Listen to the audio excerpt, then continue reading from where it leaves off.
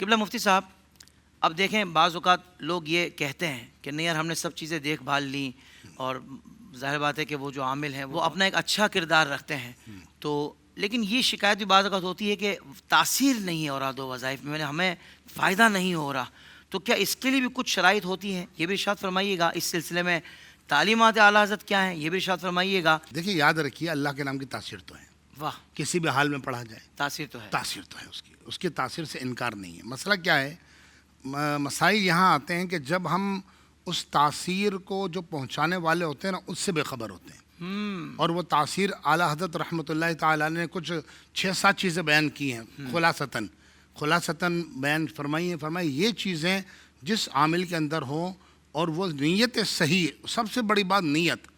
امام بخاری امام مسلم نے جو بخاری و مسلم تحریر فرمائی نا حضرت، اس کی جو پہلی حدیث ہے نا، حضور نے فرمایا، اس کو پہلی حدیث پتہ کیا لے کر آئے، انما الاعمال بالنیات۔ بات ہی ختم ہے کہ عمل کا دار و مدار ہے ہی نیت پر۔ تو پہلی بات تو یہ، سب سے پہلی بات، عامل جب عمل دے تو اس کی نیت کیا ہے، نیت میں کوئی خرابی نہ ہو، پہلی بات۔ اور عربی کا ایک قاعدہ ہے، عربی کا قاعدہ یہ ہے کہ فات الشرط فات المشروط، ٹھیک ہے؟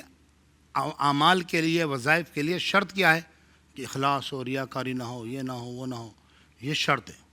اور اگر یہ شرط، تو ایک شرط آگے پیچھے ہوئی گئی، مشروط بھی فوت ہو جائے گا۔ جیسے نماز پڑھنے کے لیے، میں مثال سمجھا دیتا ہوں، جیسے نماز پڑھنے کے لیے وضو شرط ہے، بالکل صحیح، اگر وضو ٹوٹ جائے تو نماز ہوگی؟ آسان کر دیا، ٹھیک ہے نا؟ تو فات الشرط فات المشروط۔ اب شرطیں میں بیان کر دیتا ہوں کہ آپ جب بھی کوئی وظیفہ پڑھیں، سب سے پہلی بات، جو بھی آپ کام کریں، چاہے نماز پڑھیں، آپ زکوٰۃ دیں، حج کریں، روزہ رکھیں، قربانی کریں، کاروبار کریں، لین دین کریں، گھر والوں کے ساتھ معاملات ہوں، بچوں کے ساتھ ہو، رشتہ داروں کے ساتھ ہو، الغرض کوئی دینی یا دنیاوی کام کریں، اس میں مقصود صرف یہ ہو کہ اللہ مجھ سے راضی ہو جائے، یعنی ہر خیر والے کام کے لیے مقصود اللہ کی رضا ہو۔ ایک بات، ناجائز کوئی مقصد نہ ہو، صحیح، پہلی بات یاد رکھیے۔ کسی ناجائز مقصد کے لیے اللہ کے نام کو یوز کرنا یہ انتہائی تباہ کن ہے، اور اس کی بعض اوقات رجعت بھی پڑ جاتی ہے۔ جی ہاں، یعنی کہ اگر کوئی نعوذ باللہ کسی کو نقصان پہنچانے کے لیے اللہ کا نام استعمال کرے تو اس کو نقصان ہو نہ ہو، یہ پڑھنے والے کو ضرور نقصان ہوگا، اور رجعت کیا پڑے گی کہ کم سے کم بندہ پاگل ہو جائے گا، اس سے بھی زیادہ نقصان ہو سکتے ہیں، بیماریاں لگ جائیں اس کو، تو اللہ کی ناراضگی۔ ایک بات تو پہلی بات یہ کہ اخلاص ہو، صرف اللہ کی رضا، اخلاص۔ دوسری بات، جب وظیفہ پڑھ رہا ہے نا تو اعلیٰ فرماتے ہیں کہ اس کے لیے دوسری شرط یہ ہے کہ اس کا ایمان اور یقین بالکل پختہ ہو۔ کوئی بھی کام کرے، وظائف پڑھے اتنے یقین کامل کے ساتھ کہ جب میں پڑھوں گا نا، یہ میرے مرشد نے، یہ میرے پیر صاحب نے، یہ میرے حضرت نے، یا فلاں علامہ صاحب نے، یا اعلیٰ حضرت نے جو وظائف بتائے ہیں، میں پڑھوں گا، میرا رب مجھے سن رہا ہے، بس۔ دیکھو ابراہیم علیہ السلام کا کتنا پختہ یقین ہوگا کہ میرے رب نے مجھ سے وعدہ کیا ہے۔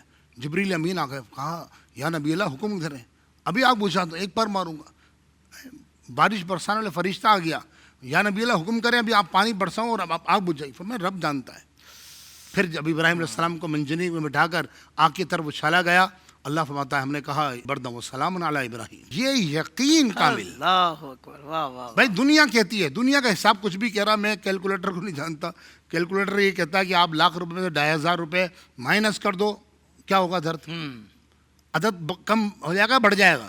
دنیا کہے گی، میتھ کے جتنے پروفیسر اور ٹیچرز ہیں وہ کہیں گے جناب، دنیا کی ہر مشینری کیلکولیٹر کہے گا کہ جناب جیسے آپ پیسے مائنس کریں گے، 2500 مائنس کریں گے، پیسے کم ہو جائیں گے۔ لاکھ میں سے 2500 روپے نکال دیا، اور قرآن حدیث فرماتے تو 2500 زکوٰۃ دے، اللہ تیرا مال بڑھا دے گا۔ سبحان اللہ۔ تو یہ یقین کی باتیں ہیں، بہت اچھے۔ ایک بات۔ دوسری بات یہ دیکھیں، سرکار دو عالم علیہ السلام وہ غزوہ احد میں نا، چوتھے پارے میں سورہ آل عمران میں، جب غزوہ احد ہوا سن 3 ہجری میں، غزوہ احد ہوا تو غزوہ احد میں کفار کو شکست ہوئی۔ اس وقت حضرت ابو سفیان مسلمان نہیں ہوئے تھے، تو انہوں نے بھاگتے بھاگتے نبی کریم السلام کو مڑ کر کہا، اے محمد، آپ کی اور ہماری آئندہ سال بدر میں پھر ملاقات ہوگی، یعنی جنگ ہوگی۔ اب یہ سال گزر گیا، میں مختصر عرض کروں کہ جب وہ سال گزر گیا تو اب ظاہر سے مسلمان تھکے ہوئے تھے، 70 شہید ہو چکے تھے، 70 کے قریب زخمی تھے، زخم میں بھی ابھی بھرے نہیں تھے صحیح طرح۔ تو حضور علیہ السلام نے صحابہ کو جمع کیا، اللہ فرماتا ہے کیا ہوا، حسبنا اللہ و نعم الوکیل۔ حضور یہ پڑھتے ہوئے گئے، حسبنا اللہ و نعم، قرآن پاک کے اندر ہے. جی. فانقلبوا، قرآن فرماتا پھر ہوا کیا؟ اللہ نے دہشت طاری کر دی کافروں کے دلوں پر. فانقلبوا بنعمت من اللہ، پھر وہ اللہ کی رضا اور اس کی خوشنودی لے کے پلٹے. تو لہٰذا دوسری تیسری بات کہ رزق حلال کماتا ہو، رزق حلال کماتا یہ ضروری ہے. کیونکہ بعض اوقات ایسا ہوتا ہے، حدیث پاک میں فرمایا گیا، سرکار دو عالم علیہ السلام نے کنز العمال شریف کی غالباً حدیث پاک ہے، سرکار دو عالم علیہ السلام ارشاد فرماتے ہیں ایک شخص ہے جس نے حرام پہنا ہوا ہے، اس کا کھانا اس کے پیٹ کے اندر حرام ہے، اس کا پہننا حرام، اس کا اوڑھنا حرام، اس کا بزنس حرام، سب کچھ حرام ہے. حضور نے فرمایا خاک اس کی دعا قبول ہوگی، اس لیے کہ اس کا کھانا حرام ہے، اس کا پہننا حرام ہے، اور جو وہ ادا کر رہا ہے وہ زبان حرام ہے. تو فرمایا رزق حلال، گناہوں سے پرہیز، جھوٹ، غیبت، چغلی، زنا، بدکاری، بد نگاہی، ان تمام چیزوں سے وہ پاک ہو. پھر وظائف پڑھیں. سب سے آخری اور اہم ترین بات جی جو عام طور پر وظائف میں لوگ نہیں کرتے، تسلسل اور صبر. واہ واہ، نہ تو مسلسل پڑھتے ہیں، 4 دن پڑھا چھوڑ دیا. ٹھیک ہے. دیکھیں اللہ تعالیٰ نے جتنے حروف ہیں ان کے موکل پیدا کیے ہیں. پہلی بات یہ کہ موکل فرشتے ہوتے ہیں. ٹھیک ہے. اب وہ موکل اللہ تعالیٰ کی مرضی ہے، الفاظ پہ منحصر ہے. جیسے ہمارے آقا نے ہمیں تعلیم فرمائی ہے تو موکل کو کی جماعت ہے پوری ہو. ہم دعا پڑھتے ہیں سفر کی، حالانکہ وہ بیچ آیت ہے، سبحان الذی سخر لنا ھذا وما كنا له مقرنین وانا الی ربنا لمنقلبون. یہ پونے 2 آیت ہے تقریباً، 2 پوری نہیں ہے. حضور نے اپنی یہ پوری ایک جماعت ہے موکلوں کی جو اللہ نے سفر پر مقرر کی ہے، اور حضور نے اپنی امت کو اجازت دی ایک مرتبہ پڑھو، وہ پوری جماعت تمہاری حفاظت کرے گی. یہ کمال ہے. سبحان اللہ. تو لہٰذا جب بھی وظیفہ پڑھیں آپ تسلسل سے پڑھیں. اور دوسرا صبر، اور تیسری بات توجہ.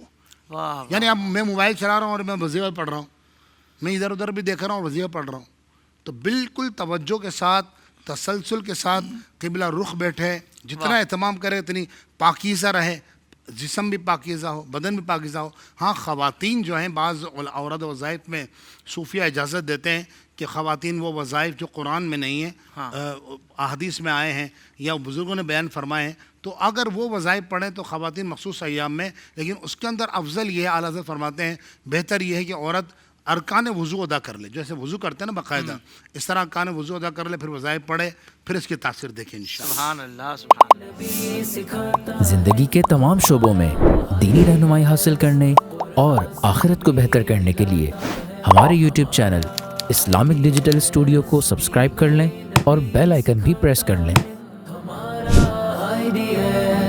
قرآن سے بھی ملاتا ہے ہمارا